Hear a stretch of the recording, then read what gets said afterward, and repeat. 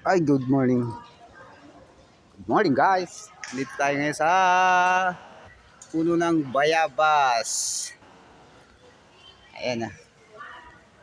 Naglilinis lang ako ng kasi nabali. Ayan nabali. Bumagsak sayad sa lupa. So, hindi naman natin ito papatayin mga boss. Bawal yun. Bawal po magpatay ng puno.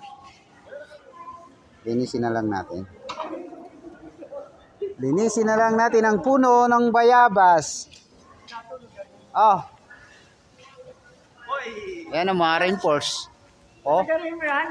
Lalagarin ko doon. Sige, subukan mo lang. Bakit nalaglag dito, Ari? Titirahin nila ako sa baba. Gusto niyo pang malaglag ako Sige guys, thank you for watching.